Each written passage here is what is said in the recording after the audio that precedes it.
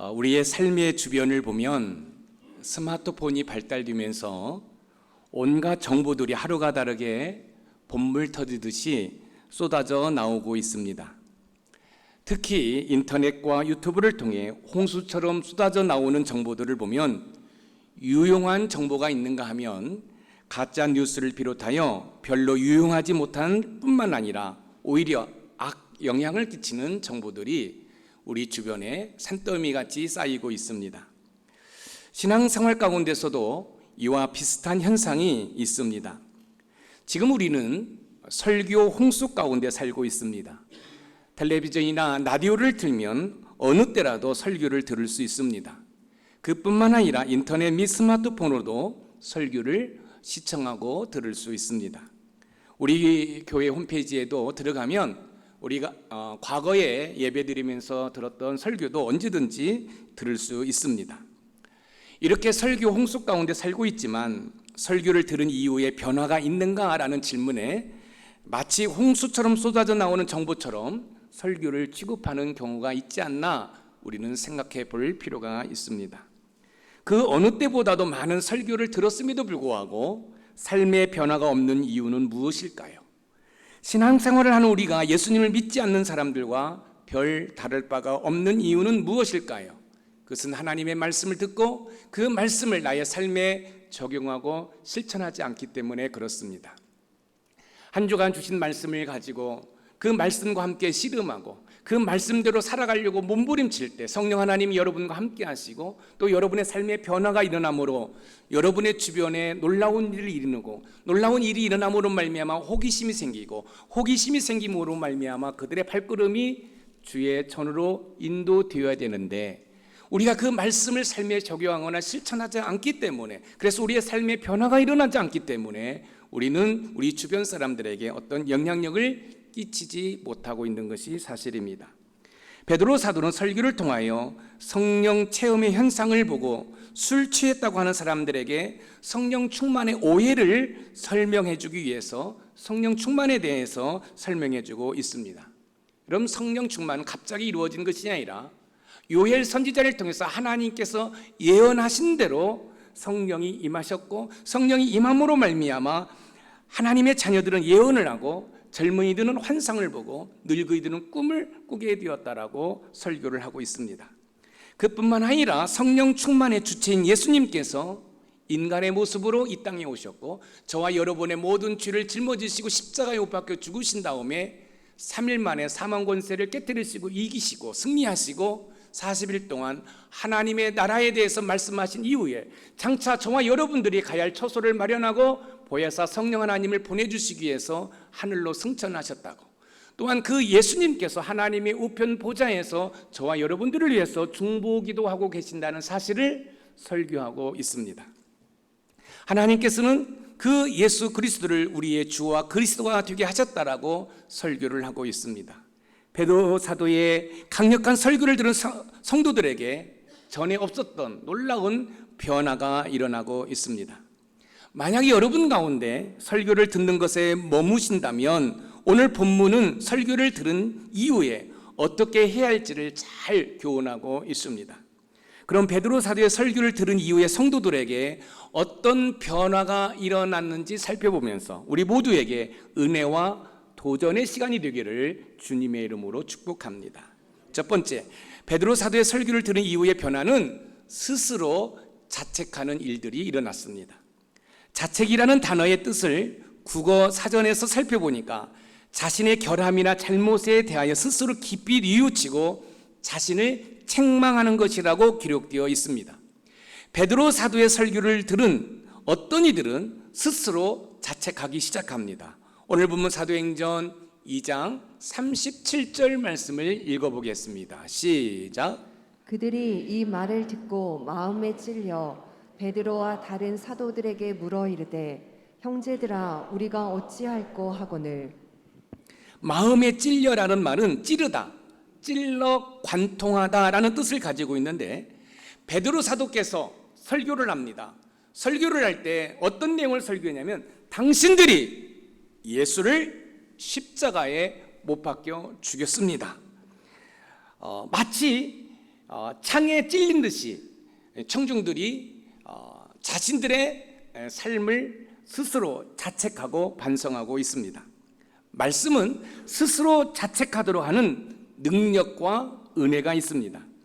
예수님을 십자가에 죽였다는 베드로 사도의 설교를 들은 청중들은 신앙의 양심이 창에 찔린 듯 충격을 받아 자책을 했습니다. 여러분, 설교를 들을 때 과연 그런 찔림이 있을까요? 설교를 들을 때 그런 자책을 할 수 있을까요? 여러분, 히브리서 기자의 말을 살펴보면 이해가 될 수 있습니다. 히브리서 기자는 히브리서 4장 12절에서 13절에서 그 가능성에 대해서 구체적으로 설명해 주고 있습니다. 우리 같이 한번 읽어봅니다. 시작. 하나님의 말씀은 살아있고 활력이 있어 좌우의 날선 어떤 검보다도 예리하여 혼과 영과 및 관절과 골수를 찔러 쪼개기까지 하며 또 마음의 생각과 뜻을 판단하나니 지으신 것이 하나도 그 앞에 나타나지 않음이 없고 우리의 결산을 받으실 이의 눈앞에 만물이 벌거벗은 것 같이 드러나느니라. 하나님의 말씀은 살아있고 활력이 있어 좌우의 날선 어떤 검보다 예리하여. 베드로 사도의 설교를 들은 청중들은 생각과 마음이 요동치기 시작하면서 스스로 자책하기 시작합니다. 설교를 통해 주시는 찔림과 깨달음으로 인해 어찌할꼬 하며 자책을 한 것입니다. 설교를 통해 성령이 깨닫게 하심과 신앙의 양심에 찔림이 있을 때 스스로를 반성하는 자세가 필요하다는 말씀입니다. 베드로 사도의 설교를 들은 청중들은 성령에 대한 잘못된 인식과 예수님을 십자가에 못 박혀 죽였다는 그 사실 앞에 스스로 자책하고 있습니다. 사랑하는 성도 여러분, 우리는 몸이 아프면 병원에 가서 수술을 하지요. 그러나 우리의 생각과 우리의 마음에 병이 들면 어떻게 할까요? 여러분, 생각이 바뀌는 거, 마음이 바뀌는 거 쉽지 않습니다. 그러나 여러분들이 하나님의 말씀을 들을 때 여러분의 생각과 마음의 변화가 있을 수 있습니다. 왜냐하면 하나님의 말씀은 능력이 있어 우리의 관절과 골수를 쪼개기까지 하는 능력이 있기 때문에 그렇습니다. 그런데요, 문제는 말씀을 들은 것으로 머물러 있기 때문에 문제인 것입니다.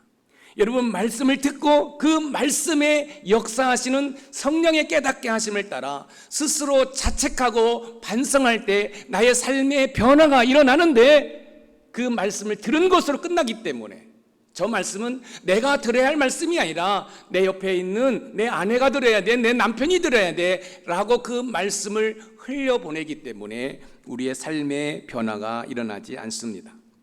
어찌할꼬는 지금까지 살아왔던 삶의 방식을 버리고 앞으로 어떻게 살아야 할지를 묻는 것입니다. 복음과 하나님 앞에 겸손하게 낮아져서 자신이 어떻게 해야 할 것인지에 대한 자세를 묻는 것이 여러분 바로 구원의 시작이고 하나님의 은혜를 받는 첫걸음인 줄 믿으시기 바랍니다. 설교를 들을 때 자기 자신은 자책하지 않으면서 이 말씀은 누가 들어야 돼 라고 생각하는 것은 영적인 교만입니다. 이것은 설교를 듣는 자의 바른 자세가 아닙니다. 설교를 들을 때 주시는 은혜로 기뻐하며 행복하는 것도 필요하지만 반면에 설교를 통해서 나의 잘못된 것을 발견하게 되고 그래야 하나님 앞에 어찌할 거라고 자기 스스로를 자책하고 반성하는 태도가 필요하다는 것입니다. 그럴 때 예수님의 성품을 닮아갈 수 있습니다. 베드로 사도의 설교를 듣고 찔림을 받아 우리가 어찌할꼬 스스로 자책하는 것처럼 저와 여러분들도 설교를 들을 때 설교를 들음으로 말미암아 하나님께서 깨닫게 하시는 은혜로 말미암아 스스로를 자책하고 어찌할꼬 하는 자세로 반성한다면 삶과 신앙생활에 변화를 경험하게 될 것이고 보다 성숙한 삶을 살게 될 줄 믿습니다. 그러나 설교를 들을 때 마음은 찔리지만 내가 어찌할꼬라는 자책이 없다고 한다면 변화는 있을 수 없을 뿐만 아니라 신앙의 좋은 열매를 맺을 수 없습니다. 좋은 나무에서 좋은 열매를 기대할 수 있지요. 나쁜 나무에서는 좋은 열매를 기대할 수 없습니다. 들려주시는 말씀으로 스스로 자책하며 반성할 때 삶의 변화를 기대할 수 있을 뿐만 아니라 좋은 나무가 되어 좋은 신앙의 열매를 맺을 수 있습니다. 설교를 들을 때 성령이 주시는 감동으로 말미암아 내가 한 주간 잘못 살았던 것에 대해서 내가 어찌 알고 하나님 앞에 스스로 자책하고 반성하는 삶을 통해 여러분의 삶에 놀라운 변화가 일어나기를 주님의 이름으로 축원드립니다. 두 번째, 베드로 사도의 설교를 들은 이후의 변화는 스스로 회개하는 것입니다. 설교를 듣고 자책하는 것으로만 끝난다면 영적으로 어떤 유익도 경험하지 못할 것입니다. 자책하는 것으로만 끝난다면 의기소침하여 용기를 잃고 말 것입니다. 그러면 어떻게 해야 할까요? 여러분, 자책을 합니다. 내가 잘못 살았어. 내가 우리 남편한테 너무 심한 말을 했지. 내가 우리 아내한테 내가 상처를 주었지. 나 왜 그랬을까?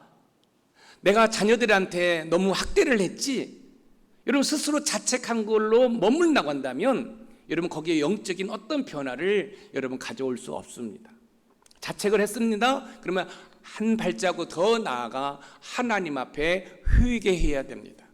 하나님 앞에 회개할 때 하나님께서 우리의 잘못된 것을 회복시키시고 치유해 주십니다. 우리의 무너진 것을 다시 재건해 주십니다. 우리의 생각과 우리의 마음에 문제가 있는 것들을 다시 회복시켜 주십니다. 할렐루야. 관계를 회복시켜 주십니다. 그러므로 말미암아 행복하고 아름다운 삶을 살아갈 수 있습니다. 자책하는 것으로만 끝난다면 신앙생활하지 않는 사람들과 무슨 차이가 있을까요? 여러분, 예수님을 믿지 않는 자들도 얼마든지 자책하고 얼마든지 자기 자신을 성찰하고 반성을 합니다. 그러나 여러분, 예수님을 믿지 않는 자와 저와 여러분의 차이는 무엇입니까? 저와 여러분들은 그 자책한 문제를 가지고 하나님 앞에 나아가 하나님 앞에 회개한다는 것입니다. 하나님 앞에 회개할 때 하나님께서는 우리의 잘못된 부분을 치유시키시고 회복시켜 주십니다. 크리스천들은 스스로의 자책에서 회개로 나가야 합니다. 베드로 사도의 설교를 들은 청중들이 어찌할꼬 하며 자책할 때 베드로 사도께서 회개할 것을 외치고 있습니다. 오늘 본문 사도행전 2장 38절 말씀을 읽어봅니다. 시작. 베드로가 이르되 너희가 회개하여 각각 예수 그리스도의 이름으로 세례를 받고 죄 사함을 받으라. 그리하면 성령의 선물을 받으리니. 너희가 회개라는 단어는 생각을 바꾸고 마음을 바꾸는 것을 말합니다. 죄로 향하던 생각과 죄로 향하던 마음을 바꾸는 것입니다. 세례 요한은 사역을 하면서 제일 먼저 외친 것이 뭐냐면 회개하라, 천국이 가까웠다라고 부르짖었습니다. 여러분, 회개는 성도들에게 있어서 큰 은혜요 축복입니다. 왜냐하면 회개는 모든 잘못을 하나님으로부터 용서받을 수 있고 우리의 잘못된 부분이 치유되고 회복될 수 있기 때문에 그렇습니다. 제가 종종 이런 말씀을 드리지요. 여러분, 죄를 지어서 망하는 경우는 없습니다. 그렇습니다. 여러분, 죄를 지어서 망하는 경우는 없습니다. 회개하지 않기 때문에 망하는 것입니다. 여러분, 죄를 지었다고 하나님은 바로 우리를 심판하시고 우리를 책망하시는 분이 아닙니다. 하나님은 노하시기는 더디하시고 용서하시기는 즉각하시는 분이에요. 우리가 잘못할 때 하나님은 여러분 노하시기를 더디하십니다. 그러다가 하나님의 은혜 가운데 우리가 회개하고 천부여 의지 없어서 손들고 옵니다 할 때는 용서는 즉각하시는 분입니다.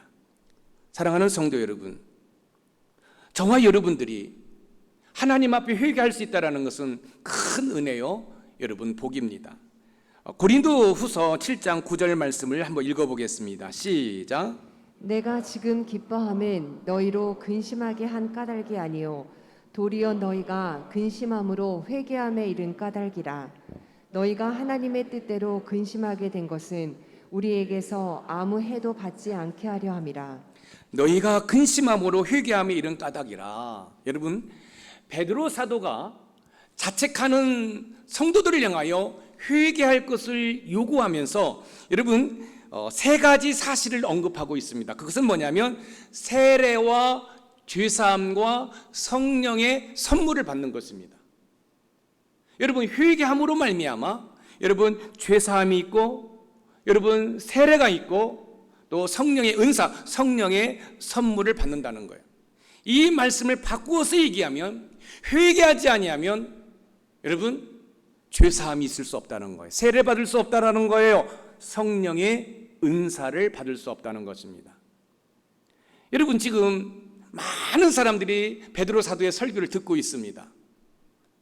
베드로 사도의 설교의 내용을 보면 당신들이 메시아이신 예수 그리스도를 십자가에 못 박혀 죽였다라고 설교를 합니다. 이때 많은 사람들이 자책을 합니다. 자책을 하는데 그 자책하는 그 청중들을 향하여 베드로 사도가 회개할 것을 외칩니다. 그러면서 그 회개에는 뭐가 있다고요? 죄사함이 있다고, 세례가 있다고, 성령의 은사, 선물을 받을 것이라고 이야기를 하고 있습니다. 여러분, 성령의 은사는 다양합니다. 그런데 베드로 사도는 성령의 은사가 회개를 시작으로 세례와 죄사함으로 이어진다는 사실을 지금 우리에게 가르쳐주고 있습니다. 오늘 본문 사도행전 2장 38절을 다시 한번 읽어봅니다. 시작. 베드로가 이르되 너희가 회개하여 각각 예수 그리스도의 이름으로 세례를 받고 죄 사함을 받으라. 그리하면 성령의 선물을 받으리니. 그리하면 성령의 선물을 받으리니. 그리하면은 의지 미래. 여러분, 우리가 회개하고 죄 사함을 받고 세례를 받으면 성령의 다양한 은사를 받게 되는 거예요. 그런데 여러분, 그거 아십니까? 지금 여러분의 심령 가운데에는 여러분 성령 하나님이 계셔요. 그런데 그 성령 하나님이 여러분에게 능력이고 힘인데 그 사실을 모르면서 믿음 생활을 하고 있어요. 여러분, 이 성령 하나님은 여러분들이 잘 알다시피 파라클레토스입니다. 저와 여러분들이 삶 가운데 우리 스스로 살아갈 수 없기 때문에 우리 예수님께서 승천하셔서 성부 하나님으로부터 허락을 받아서 보혜사 성령 하나님을 우리 심령 가운데 보내주셨어요. 이 파라클레토스, 이 성령 하나님은 우리의 대변자요, 우리의 중보자요, 또한 우리의 상담자요, 우리의 헬퍼, 우리의 도움이 되시는 분이에요. 그래서 그 성령 하나님을 의지하고 나아갈 때 내가 조금은 연약하고 내가 부족하다 할지라도 우리는 이 땅에서 멋진 삶을 살아갈 수가 있는 것이에요. 그런데 중요한 것은 뭐예요? 회개할 때, 죄사함 받고 세례 받을 때 또 다양한 성령의 은사를 받을 수 있다는 거예요. 여러분, 성령의 은사는 너무너무 다양합니다. 방언할 수 있고, 예언할 수 있고, 병고침이 있고, 자신감이 없던 사람이 자신감이 생기고, 자존감이 없던 사람이 자존감이 올라가고, 여러분, 삶에 놀라운 변화가 일어날 수 있어요. 근데 문제는 뭐냐?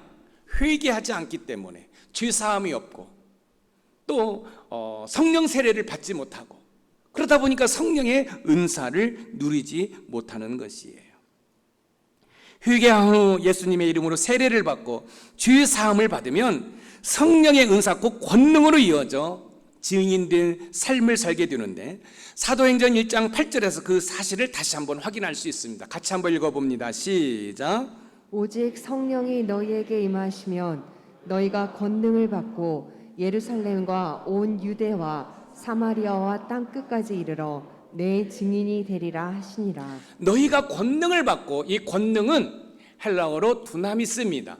다이나마이트라는 이 단어가 이 두나미스에 나왔는데, 여러분, 우리가 성령을 받으면 여러분 다이나마이트와 같은 강력한 능력을 덧입어서 뭐 한다는 거예요? 여러분, 예수님의 증인된 삶을 살게 된다는 사실입니다. 예수님의 증인이 된다는 것은 영광스러운 일입니다. 자, 만약에 여러분들이 대통령의 특사가 되어서 다른 나라를 방문한다고 한번 생각해 보시기 바랍니다. 여러분, 대통령의 특사는요, 여러분 대통령과 같은 여러분 대우를 받습니다. 그런데 저와 여러분들이 성령의 은사를 받으면 두나미스, 다이나마이트와 같은 권능을 받았기 때문에 우리가 저 세상으로 나가 예수님을 알지 못하는 그들에게 뭐예요? 복음을 전다는 거예요. 예수 그리스도를 증거한다는 거예요. 당신이 예수님을 믿으면 구원받습니다. 당신의 인생의 각가지 문제가 예수님을 믿으면 해결될 수 있습니다 라고 복음을 전할 때 두나미스, 다이나마이트와 같은 강력한 능력이 나타나 죽어가는 영혼들이 주께로 돌아온다는 말씀입니다. 그런데요, 그 능력이 바로 우리 높음산 샘물교회 모든 성도들에게 있다는 사실이에요. 그런데 안타까운 사실은 그 두나미스, 다이나마이트 같은 권능이 있음에도 불구하고 여러분 그 사실조차 모르고 또 사용하지 않는다는 말씀입니다. 7월 3일 우리는 초청주의를 맞이해서 열심히 지금 초청하려고 준비하고 있습니다. 근데 많은 분들이 이런 생각을 해요. 나는 성경 지식이 없는데, 나는 말을 잘 못하는데, 나는 지금까지 전도를 해본 적이 없는데. 그렇지 않습니다. 여러분, 여러분의 심령 가운데는 성령 하나님이 계시고 그 성령 하나님의 도우심 가운데 여러분 다이나마이트 같은 그런 권능이 여러분에게 있음을 믿으시기 바랍니다. 기도하세요. 그리고 성령 하나님을 의지하여 여러분 선포하세요. 놀라운 역사가 일어나게 됨을 믿으시기 바랍니다. 베드로 사도는 어떤 사람입니까? 성령을 체험하기 전 그는 보통 사람이었습니다. 아니, 어떻게 보면 인간적으로 여러분 별볼 없는 그런 사람이었습니다. 베드로 사도가 어떤 사람입니까? 예수님의 수제자입니다. 그런데 예수님이 잡혔을 때 계집종 앞에서 예수님을 모른다고 3번이나 부인했고 마지막에는 예수님을 저주했습니다. 참 별 볼 일 없는 놈이지요. 그런데 성령 체험했습니다. 성령 체험한 이 베드로는 한번 설교하는데 여러분 3,000명이 회개하고 돌아오고 5,000명이 회개하고 돌아옵니다. 그뿐만 아니라 예수님을 위해서 여러분 순교까지 합니다. 성령 체험을 하면 베드로 사도처럼 능력과 은혜를 경험하게 됩니다. 그래서 베드로 사도는 성령의 은사를 약속이라고 표현하고 있어요. 오늘 본문 사도행전 2장 39절을 읽어봅니다. 시작. 이 약속은 너희와 너희 자녀와 모든 먼데 사람 곧 주 우리 하나님이 얼마든지 부르시는 자들에게 하신 것이라 하고. 이 약속은 성령의 은사를 말하는 것인데 성령은 하나님의 약속입니다. 회개할 때 주시는 하나님의 약속인 성령은 개인적으로 적용이 되고 세대적으로 적용이 되고 전 세계적으로 적용이 된다는 사실이에요. 무슨 말씀이냐면 여러분 성령의 은사를 경험하게 되죠. 성령의 은사를 경험하게 되면 그 두나미스 같은 그 권능이 확장성이 있다라는 거예요. 자 보세요. 너희와 너희 자녀와 모든 먼데, 이 문구를 보면 너희와 너희 자녀는 유대인들을 말하는 것이고 모든 먼데 있는 이방인들을 말하는 거예요. 그런데 이걸 더 세밀하게 분석하면 여러분 이 성령의 사역은 점점 퍼져가는 확장성을 띠고 있다는 사실이에요. 그래서 개인에게서 점점 확장성을 가지고 세계적으로 여러분 퍼져나갑니다. 너희는 개인적으로 적용이죠. 너희는 개인적으로. 그 다음에 너희 자녀와 세대적으로 적용이 되잖아요. 점점 확장되죠. 모든 먼데 사람은 세계적으로 적용되는 확장성을 가지고 있어요. 여러분 혹시 저수지에서 만한 돌을 여러분 던져본 적이 있습니까? 다 경험이 있을 거예요. 그럼 파장이 퍼져나가죠. 여러분 복음에는 이런 확장성이 있다는 거예요. 여러분들이 성령 체험해서 여러분들이 하나님 은혜를 체험해서 여러분들이 복음을 전할 때는 이 복음이 개인에게서 세대적으로 또 세계적으로 확장성이 있다는 거예요. 할렐루야. 그런데 문제는 뭐냐면 그런 권능이 있음에도 불구하고 그 사실을 모르고 믿음 생활을 한다는 거예요. 나는 많이 못 배웠는데, 나는 가진 것이 없는데. 아니에요. 여러분 내가 세상적으로는 많이 못 배웠고 못 가졌다 할지라도 여러분들이 성령의 그 은사를 체험하고 정말 하나님의 말할 수 없는 은혜를 체험할 때는 여러분들은 지금에 있는 모습보다 더 아름답고 멋있는 삶을 살아가게 되는 줄 믿으시기 바랍니다. 그래서 이 복음의 확장성은 사도행전 1장 8절에서 이 사도행전의 저자 누가가 이미 확신을 가지고 말했어요. 다시 한번 사도행전 1장 8절을 한번 읽어봅니다. 시작. 오직 성령이 너희에게 임하시면 너희가 권능을 받고 예루살렘과 온 유대와 사마리아와 땅끝까지 이르러 내 증인이 되리라 하시니라. 보세요. 예루살렘과 온 유대와 사마리아와 땅끝까지. 이 얘기는 뭐예요? 양주와 서울과 전 세계적으로 복음의 확장성이 있다는 거예요. 여러분들이 복음을 전하는 것으로 말미암아 여러분 이 복음의 확장성은 여러분 세계로 퍼져간다는 사실이에요. 여러분 제가 여러분 중학교 3학년 때 복음을 받아들였습니다. 그것도 여러분 이웃 마을에 있는 누나가 저한테 복음을 전했어요. 그 누나는 지금 제가 목사가 된 걸 몰라요. 근데 그 누나가 저한테 복음을 전할 때 제가 목사가 될 것이라고, 이렇게 설교할 메신저가 될 것이라고는 생각하지 못했을 거예요. 여러분, 복음에는 이런 확장성이 있어요. 여러분들이 하나님의 은혜를 누리면 여러분을 통해서 복음은 확장성을 가지고 여러분 이 세상을 치유하고 이 세상을 회복시키시는 줄 믿으시기 바랍니다. 여러분의 삶에 어려움이 있고 고통이 있고 아픔이 있습니까? 여러분, 복음이 들어가면 여러분 치유가 일어나고 회복이 일어나는 줄 믿으시기 바랍니다. 예루살렘과 온 유대와 사마리아와 땅끝까지 복음에는 점점 퍼져나가는 확장성이 있다는 말씀입니다. 베드로 사도의 설교를 들은 이후에 청중들은 스스로 자책을 넘어 하나님께 회개함으로 성령의 은사를 받았습니다. 이처럼 회개를 통해 하나님의 약속의 성령의 은사를 받는 우리 높은 산 샘물의 모든 가족이 되기를 주님의 이름으로 축복합니다. 마지막 세 번째, 베드로 사도의 설교를 들은 이후의 변화는 세상에서 구원을 받는 것입니다. 베드로 사도의 설교를 듣고 어찌할꼬 하면서 회개를 하는 성도들을 향해 베드로 사도는 타락한 세상에서 구원을 받으라고 외치고 있습니다. 사도행전 2장 40절 말씀입니다. 우리 같이 한번 읽어봅니다. 시작. 또 여러 말로 확증하며 권하여 이르되 너희가 이 패역한 세대에서 구원을 받으라 하고. 패역한이라는 단어는 굽다, 휘어지다라는 의미를 가지고 있는데 헬라어로 스콜리아스인데요, 목수가 도저히 사용할 수 없을 만큼 비뚤어지고 목 하나 집어 던져버려야 할 그런 상태의 나무를 말한다는 거예요. 무슨 말씀이에요? 예수님을 끝까지 거부하는 자들은 도저히 구제할 수 없는 자들처럼 결국 지옥불에 던져진다는 거예요. 이 패역한 새에서 구원을 받으려는 것은 하나님을 떠나서 죄악이 가득한 세상에서 구원을 받아야 된다는 거예요. 자, 여러분, 저와 여러분들의 싸움은 혈과 육이 아니라 저 공중권세 잡은 사탄 마귀의 싸움이에요. 그러면 여러분들은 지금 눈에 사탄 마귀가 보입니까? 안 보입니까? 안 보이지요. 여러분, 사탄 마귀는 여러분이 제일 좋아하는 것으로 여러분을 유혹합니다. 또한 세상의 문화로 여러분을 유혹합니다. 만약에 여러분들이 예수님을 믿으면서도 지금 세상의 문화에 속해 있다고 한다면 여러분, 그 문화 속에서 역사하고 있는 사단 마귀에게 속고 있는 거예요. 자, 여러분들이 지금 다드림 찬양단인데 주일날은 너무너무 아름다운 모습으로 하나님께 찬양 올려드립니다.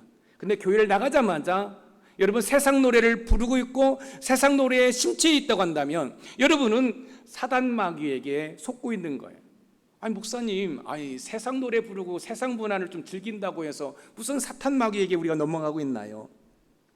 세상 문화의 배후에는 사탄 마귀가 있다는 사실을 꼭 기억하시기 바랍니다. 여러분, 세상의 문화는 우리의 말초신경을 자극해서 우리의 지갑을 훔쳐갑니다. 잘 보세요. 여러분, 백화점에 가보세요. 내가 뭔가를 사야지 하고 갔지만은 내가 사야지 하고 간 품목은 사지 않고 여러분 다른 걸 사게 되지요. 그렇지 않나요? 그뿐만 아닙니다. 세상의 어떤 술 문화라든지 또한 우리 젊은이들에게는 어떤 클럽 문화라든지 그 모든 배후에는 여러분 사탄 마귀가 있다는 사실을 여러분들이 염두하셔야 돼요. 그래서 그 사탄 마귀에게 빠질 때 예수라는 그 이름이 우리 머리에서 희미해지는 거예요. 만약에 여러분들이 예수님을 믿으면서 예수님을 믿는다고 하면서 여러분의 생각과 여러분의 마음에 예수의 흔적이 없다고 한다면 그것은 예수님을 믿는 게 아닙니다. 예수님을 믿는 척하는 것입니다. 그런데 여러분, 예수님을 진정으로 인격적으로 믿게 되면은 예수님과 사랑을 속삭이게 되는 줄 믿으시기 바랍니다. 나의 이성과 논리와 경험을 다 내려놓고 예수님을 의지합니다. 저는 예수님이 필요합니다. 그래서 그 예수님의 은혜로 말미암아 우리가 인생을 살아갈 때 정말로 여러분들이 세상에서 누릴 수 없는 은혜와 복을 누리게 되는 거예요. 여러분, 구원을 받는다는 것은 죽어서 천국 가는 것을 말하는 것이 대부분인데 죄악으로 가득한 이 세상에서 빠져나와 자신을 지키는 것도 구원에 포함되어 있습니다. 저 세상은 화려할 뿐만 아니라 우리의 말초신경을 자극하기 때문에 나도 모르게 세상 문화에 젖어 있으면 여러분 사단 마귀의 지배를 받을 수 없어요. 밖에 없어요. 그러면 여러분의 가정은 뭐예요? 신음소리를 낼 수밖에 없습니다. 잘 들으세요. 여러분의 생각과 마음이 여러분 평강이 없습니까? 복잡합니까? 예수를 믿는다고 하지만 여러분은 부부가 갈등하고 있고 온 가족이 여러분 다투고 있습니까? 그렇다고 한다면 여러분들의 가정은 사탄 마귀의 지배를 받고 있는 거예요. 그런데요, 물질의 어려움이 있어요. 몸이 아파요. 그럼에도 불구하고 하나님이 주시는 샬롬, 평강이 넘치다. 바로 성령 하나님께 붙들림 받아서 살아가는 거예요. 여러분이 돈이 있다고 해서 내가 성공했다고 해서 다 행복한 게 아니에요. 여러분 가난하다고 해서 내가 병들었다고 해서 다 불행한 게 아니에요. 내가 모든 것을 얻었다 할지라도 예수를 잃어버리면 다 잃어버린 거예요. 그런데 내가 모든 것을 잃었다 할지라도 예수를 소유하고 있으면 잃은 게 아니에요. 다 얻은 거예요. 여러분이 삶을 살아갈 때 그렇게 한번 살아보세요. 하나님의 공급하심을 경험합니다. 하나님의 채워주심을 경험합니다. 그래서 어제보다는 오늘보다는 내일 하나님을 사랑한다는 그 고백이 진실성을 가지고 더 뜨겁게 고백하고 찬양하게 됩니다. 성령을 체험하고 스스로 자책하며 회개할 때 놀라운 일이 벌어지고 있습니다. 조금 전에 읽은 사도행전 2장 40절에서 두 단어의 주의를 기울일 필요가 있습니다. 확증과 권하여입니다. 확증. 성령 체험의 은혜를 받으니까 분위기와 환경이 바뀌었습니다. 정확하게 무엇인지는 모르지만 마음에 확정이 생기는 겁니다. 그래서 다른 사람에게 권하는 겁니다. 여기 보세요. 여러분들이 기도 응답을 받았다고 한다면 뭐가 되겠어요? 기도 응답에 대한 확증이 생기죠. 그러면 옆에서 힘들어하는 사람들에게 권하겠죠. 누구누구씨 힘드세요? 기도해 보세요. 하나님이 은혜 주십니다. 해결해 주십니다. 저에게도 엄청난 아픔이 있었어요. 고통이 있었어요. 그런데 기도했더니 하나님께서 나에게 이런 은혜를 주셨어요. 누구누구씨 저와 함께 기도해 보세요. 확증이 오니까 권하여 역사가 일어나는 거예요. 여러분들이 왜 복음을 전하지 못합니까? 여러분들이 구원에 확신이 없기 때문에 복음을 전하지 못하는 거예요. 여러분 구원에 확신이 있는 사람은 확증이 있기 때문에 권하는 거예요. 예수님 믿으면 너무너무 좋습니다. 여러분 인생 가운데 여러분이 이야기하고 싶은 그 모든 이야기를 하면서 사시는 분 있으세요? 없잖아요. 여러분 남편이라고 여러분의 이야기 다 들어줍니까? 아내라고 여러분의 이야기 다 들어주십니까? 그런데 우리 하나님은 나의 넋두리도 다 들어주시는 줄 믿으시기 바랍니다. 힘들고 외로울 때 조용히 무릎 꿇고 주님 한 번만 불러도 그 주님은 살며시 다가와서 우리의 어깨를 토닥거려 주시고 우리의 속감정을 인정해 주시고 할렐루야 공감해 주시고 여러분 그런 기쁨을 누리셔야 됩니다. 그런 행복을 누릴 수 있으셔야 됩니다. 내가 힘들고 지쳐 있을 때 이름 모를 찬송 가사 한 구절이 나의 가슴을 위로해 주고 격려해 주고 그뿐만 아니라 내가 교만할 때 어떤 단어 한 단어를 통해서 나의 마음을 찔리게 하고 그래야 어찌할꼬 그래서 겸손히 무릎 꿇고 흐느끼며 하나님 잘못했습니다라고 회개할 수 있는 그런 은혜를 경험하셔야 됩니다. 예수님과 내가 별개의 관계가 아니에요.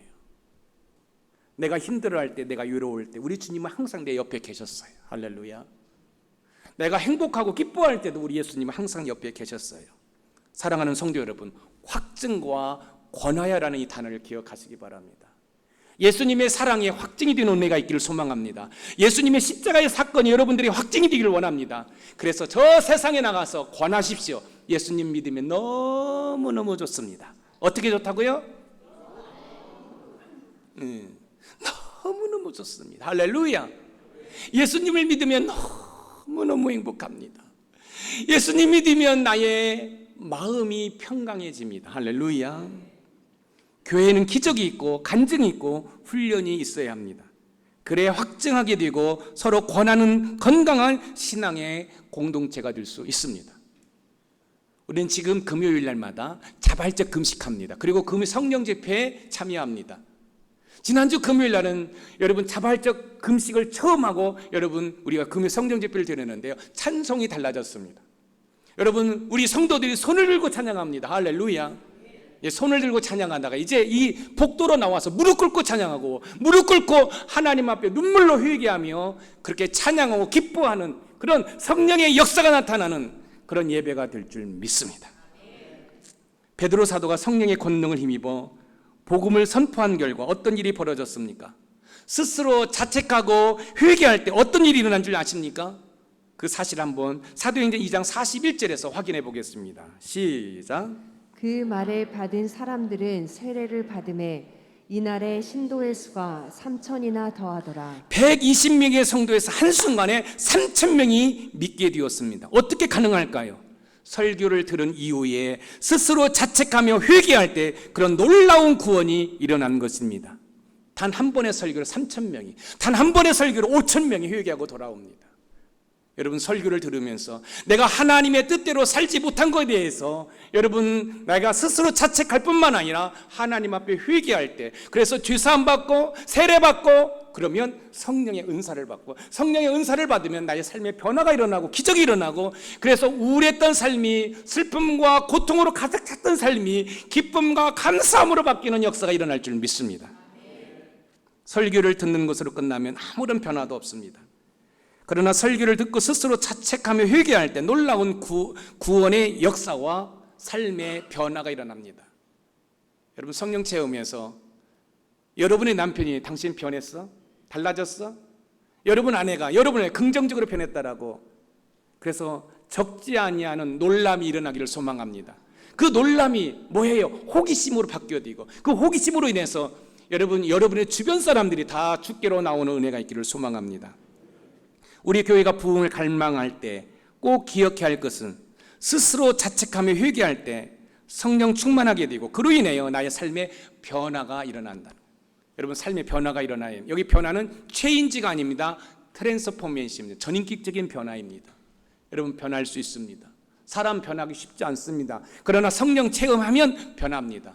여러분, 여러분의 남편이 여러분을 향하여 폭행을 합니까?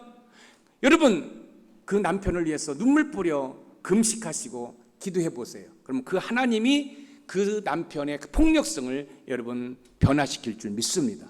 사람은 사람을 변화시킬 수가 없습니다. 하나님만이 사람을 변화시킬 수 있습니다.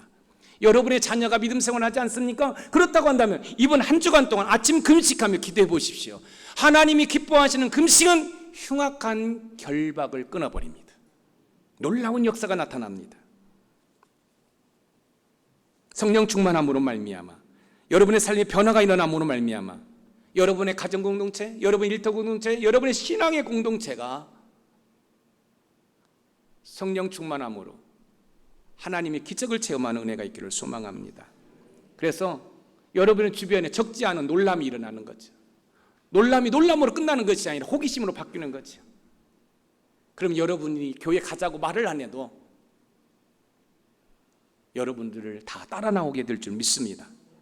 나의 변화가 놀라움과 소동으로 인해 호기심이 여러분의 VIP를 교회까지 인도할 수 있는 은혜가 있기를 주님의 이름으로 축원드립니다. 오늘 말씀의 키워드입니다. 같이 읽어봅니다. 시작. 베드로 사도의 설교를 들은 이후의 변화는 스스로 자책하여 회개함으로 구원받는 사람이 폭발적으로 증가했다. 여러분, 다른 거 없습니다. 자책하십시오. 근데 자책하는 걸 끝나면 여러분 한숨만 나옵니다. 근데 자책하면서 하나님 앞에 회개하며 기도할 때 여러분 성령의 역사가 나타나는 거예요. 그러면 여러분의 우울한 삶이 바뀌게 되고, 그래서 슬픔과 괴로움이 기쁨과 감사함으로 바뀌어서 하나님을 찬송하고 할렐루야, 그런 삶이 우리 높은 산 샘물교회 모든 성도들의 삶이 되기를 주님의 이름으로 축원드립니다.